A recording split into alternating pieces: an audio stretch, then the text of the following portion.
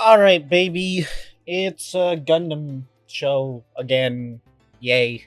By the way, I'm calling this uh, the divorce episode. I'm putting divorce in the title in some way, shape, or form. The characters do not get divorced. Basically, what happened was I made a joke, and now I am fully committing to the bit. So whether or not you like it, or whether or not this title makes sense, I don't really care. It's going in. Um, yeah, yeah. Gotta make some 10 out of 10 content, you know. Anyway, so how was this episode? Good. And basically what happens is they decide to use the rose, and I don't know if they're also technically using Lana, but they're using the machine to amplify new type abilities and basically create a Kira at almost any location. But like, let's be real, they really just turned it into a giant space laser. You know this, I know this. It's Gundam, always space laser. Space laser go burr. Now, does that mean it's bad? No. The animation around it actually is quite nice, and it does make it seem visually unique compared to, the normal big glowing orange, white, and red laser that we normally get. Now, I'm not gonna say that it's necessarily, you know, original, but at the same time, I don't really care. It it's a tradition. You just kind of gotta follow it. I am a little curious if Lana is actually in that thing, like being utilized, or if like she's in like one of the hospital beds that they're gonna walk into later. I don't know, or she might be dead. But I feel like it would be really dumb if they showed Lana in the last episode, like, and I'm talking about like alternate dimension Lana in there, right? And then they show her in there, but actually she doesn't do anything. Like, that would just kind of be weird, you know? Now, like, it's not like, to be fair, it's not something that needs to be hyper explored, specifically her character in general, but she is from an alternate universe, and it would also be nice if I just like knew which universe, like if she was the one from the original Mobile Suit Gundam, that would be pretty cool, something like that, right?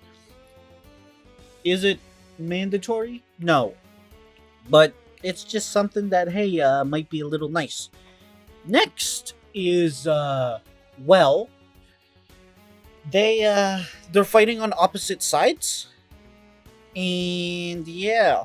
Now, mainly that's because Zeon is doing Zeon things again and assassinating political leaders. Now, to be fair, I don't mind Zeon dying, if I'm being real. Like, the head honchos of Zeon are objectively just terrible people. Like, I'm sorry, they just are. Like they're all bad. Most of them are really bad. So, eh, eh, might save the world, right? Uh, but yeah, they've basically launched an all-out war in the midst of Zeon.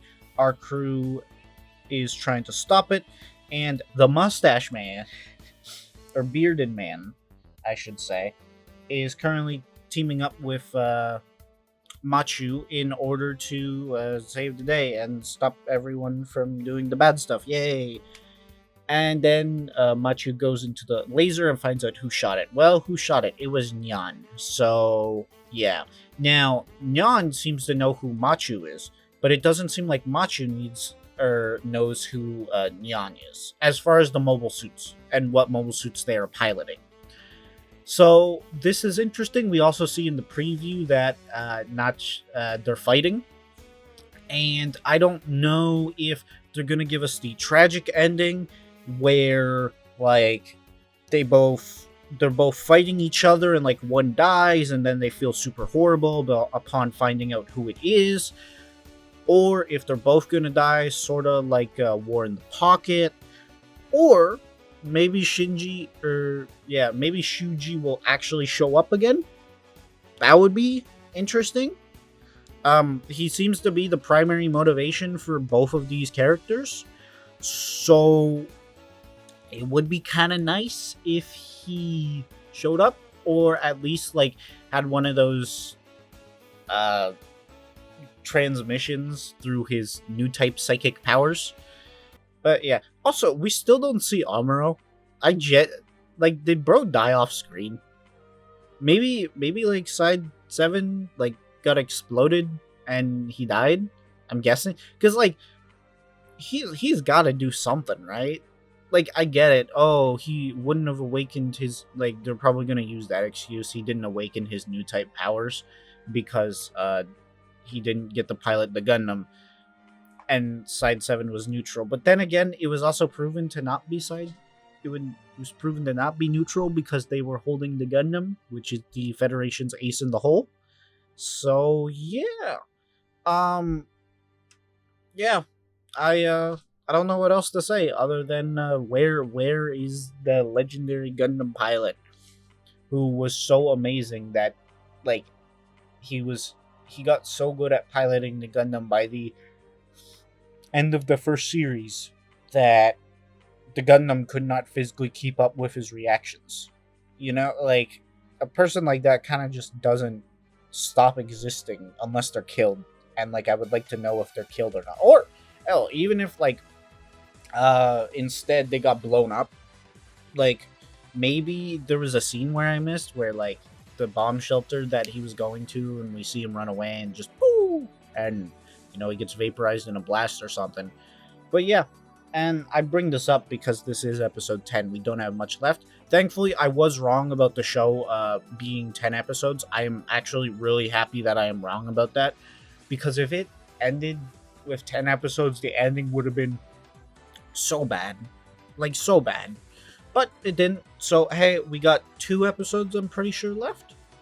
And if we have 2 left, that means they can do character work and wrap up everybody's arc.